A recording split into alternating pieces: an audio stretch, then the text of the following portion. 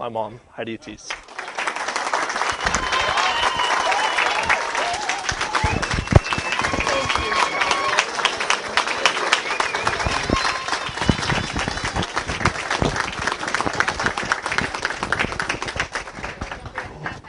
Oh, Casey, I sure hope you got all that, because I'm going to want to listen to it later. I don't think people should hear that kind of awesome stuff until after they're dead. And you're getting a eulogy said about you or something. I actually don't have anything prepared. Deliberately. I'm going to rant at you for a while.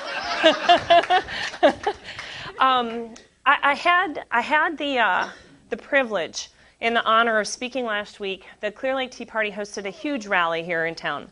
And we had invited Herman Cain last January, back before probably most of the people in this room had ever heard of him or knew enough about him to believe in him.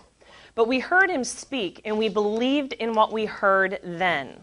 And we were so impressed with it that we invited him here.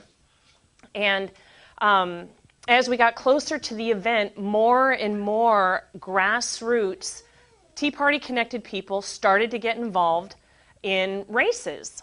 And we thought this is a great place, with Herman Cain being a true grassroots candidate, now that he had declared and was kind of on the right. We had no idea that he would shoot to the levels that he did.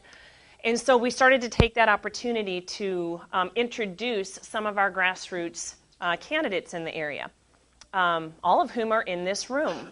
So very quickly, I just want to acknowledge them. And the reason I want to do that is because I know some people said, no, Heidi, this is not about everyone else, this is about you. But I truly feel like this is a team effort. And I want you to know that I don't go alone and I don't stand alone. I have a great network of support. And so I want to introduce you to some of my compatriots. These are people that are in the trenches with me. So first of all, running for Congress here is, in CD 14, is Robert Gonzalez. He is also, or had been the founder and chairman of our Tea Party. Right back here is Rachel Delgado, running in District 23. I had the privilege of meeting her in GOP circles, and we had gone to the state delegate. That's my boy! I love him. That's my newest nephew. Look at that face. I had the privilege of meeting Rachel, and I knew when I met her that she had something. And I also knew I wanted to go to war with her. Very true. I mean, I tell her that all the time. I believe in her. Right next to her is Mary Hulls in District 129. Mary sits on the board of directors with me for the Clear Lake Tea Party. And if I could have it this time, I'd like to have my Tea Party folks stand up, please. If you are in the Clear Lake Tea Party, I'd like to just stand.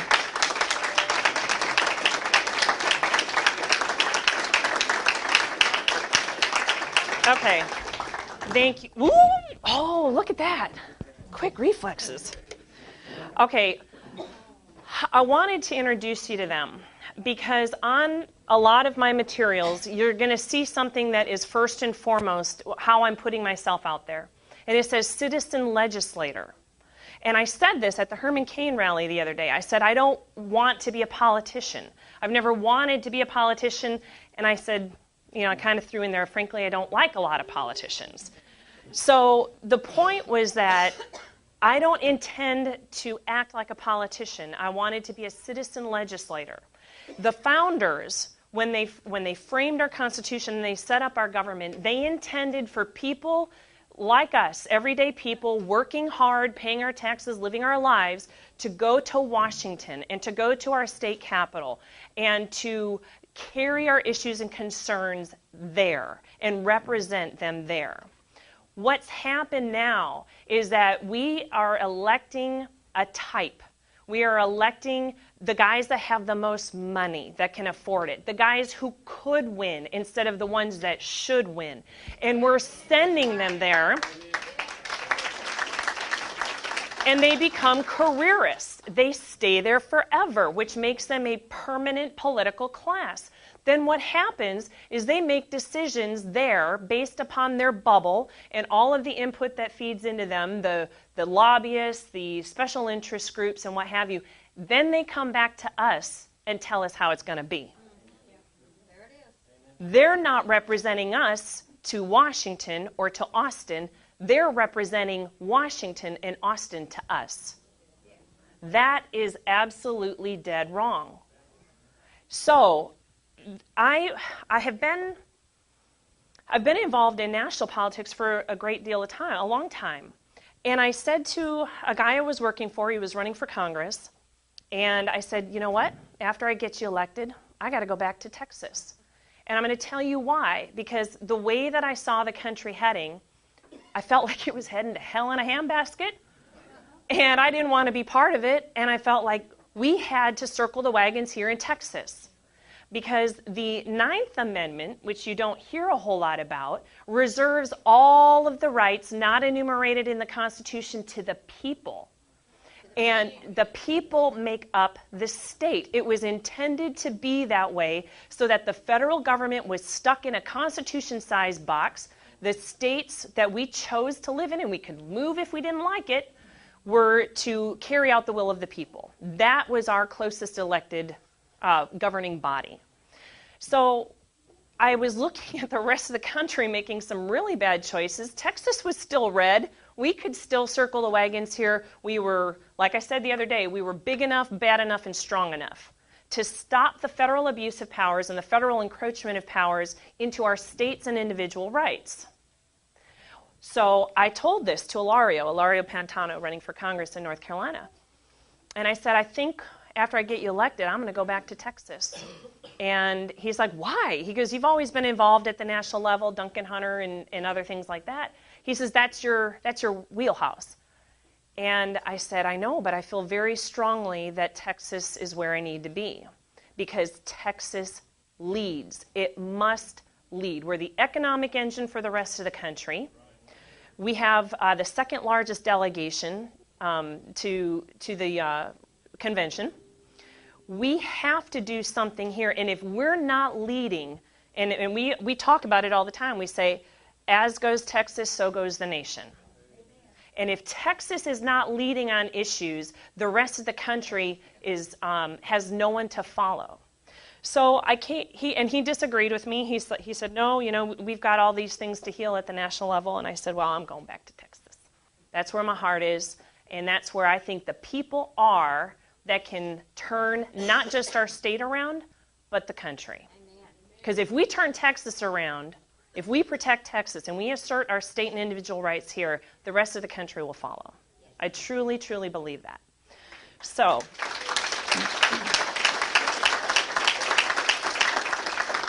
I did that, and I didn't do it alone. This last session, the Tea Party, as you have probably seen the evolution of the Tea Party, we've moved from rallies. We still have rallies, but that's not our sole function. We're not out there to just naysay and protest.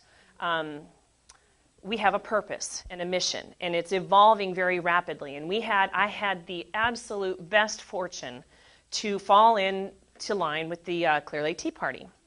And as I pulled up alongside of them with like mind and like vision, and maybe I shouldn't say like mind. Maybe I shouldn't say like mind, because there's a bunch of alpha males and females that can never agree 100% on everything. But the heart was there and the vision was there, and everybody was absolutely sold out. And so we moved into educating, and we moved into learning the legislation in Austin and at the national level, but I told you my focus was now on Texas. And so we started to send teams of citizen lobbyists to Austin. And we went week in and week out, faithfully. And our purpose was to represent you, tax-paying, God-fearing Texans that didn't have a voice in the machine, this sausage-making machine that we call Austin. Now, I had high hopes when we first went. In fact, we started going in before the session even started. And we had a big royal battle over the speaker showdown. And we're going to have another one. And so I had high hopes going to Austin. You know why? Because I have totally sold out and bought into the whole Texas man and woman persona. Now, I wasn't born here, y'all, but I got here as fast as I could. My babies were born here. They're born and bred Texans, and I had every hope that Austin was a different pot, a different kettle. And we found out real fast that there is a whole bunch of shadow business going on in Austin. And it's behind your backs. You're not allowed to know. In fact, they resent that we know now. They don't like you to get involved because they don't want us to know their business. And we could see it. We could see it in the way that we were greeted by their staff. We could see it in the reception that we got in the governor's office every week, faithfully, week in and week out. And we could see it in their votes. Because there were some things that absolutely could not line up with what they were saying, what they were telling you here at home, and how they were doing business in Austin. So now I'm worried. Now I'm scared. And every time we would leave, I remember having this, it was a crushing day in Austin. And Robert comes up to me, and we're sitting there, and we're exhausted. And we don't like anybody, and we're crabby. And Robert's like, I don't like these people. He goes, I don't think I can hang around with these people much longer. And I said, me either. So you know what? We got to change people. We got to change the people out. There is going to be no other hope for changing business as usual in Austin until you change the players. Yes.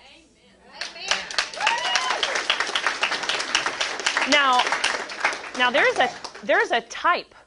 And they're out there, and they're running in all of these races across Texas, and everybody. And there's a type. They got a lot of money. They got a lot of connections. Some of them look at the legislature of Texas as a statewide chamber of commerce. This is how they're going to improve their business dealings. This is how they're going to network. There's other people that see it as a club. Our senators are notorious for that. Senator Ogden is even on the record saying that he was so mad that citizens were getting involved in the Senate club. He called it a club. You guys, this is your house. This is your business. We are their bosses. They work for us. They owe us every explanation for every vote that they take, every meeting that they have. They are accountable to us. We get the government we deserve. Every single person in this room is here tonight because you know we need something different, except for maybe him. We have to have something different to change business in Austin. So that is why, in large part, why I position myself as a citizen legislator. I'm very cognizant of the difference between a politician and one of you, because I'm one of you. And all I'm asking to do is to go and serve, to represent your interests, regardless of how little money I have, because if we only elect people who could win because of the money that they have, or the money that they intend to spend, or to buy a seat with, then we deserve what we get. All right? There has to be people of uncompromising principle and passion that are committed to going to Austin, because you know what? It's not about just going for a couple of months, taking off of work and going for a couple of months every other year. It is week in and week out. And I'm very familiar with the grind. And I want to do that. I'm prepared to do it. Now, I posted on my Facebook page a picture of a wounded soldier, and his shirt was stripped off as he was loaded into a medevac helicopter. And you could see the side of his body. Right here was a large tattoo. And it said, "For those I love, I will sacrifice. And the reason I say that is because I can't look at my children and say, I talk all this talk, but I'm not willing to walk it. I cannot possibly send somebody to Austin or to Washington who knows less than every single Tea Party engaged citizen in this room. How can they represent you when they know less and they haven't been engaged?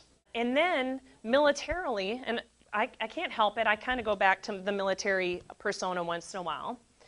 And this became extremely clarified for me when, on my birthday, August 16th, and I had lunch with one of my oldest friends, Susan Creel. She's sitting over there. And I laid all this out for her. I just did one of my rants, and I laid it all out for her. She said, Heidi, she goes, when you were in leadership training in the military, would you ever have expected them to do what you were not willing to do yourself? Because I was giving her the whole thing. I don't even like politicians. I don't want to be with them. I was doing that whole thing. And I said, it really brought me up short. I said, well, of course not. I would never expect somebody to do what I wasn't willing to do myself. And all of a sudden, boom, the decision was made. And I thought, I can't send somebody there when I know that I'm the one for the job. I know where I stand. You know where I stand. But it's not enough to stand anymore. We have to fight. And I was telling somebody, she said, oh, did you see so-and-so's resume? And did you see this? And did you see that? And this was from one of the congressional races. And I looked right at her and I said, yeah, underwhelmed. I'm underwhelmed. He's got a great resume. He's an attorney, blah, blah, blah, this and that. And she said, well, I'm looking for someone to go and get along with the Republican delegation. And I said, I'm looking for someone who will refuse to get along, go along to get along. I want a brawler.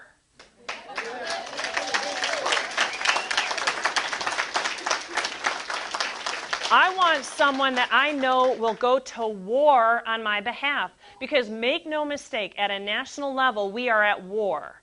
For the heart and soul of our nation, no doubt about it, we have to win it this year or we might not get another chance.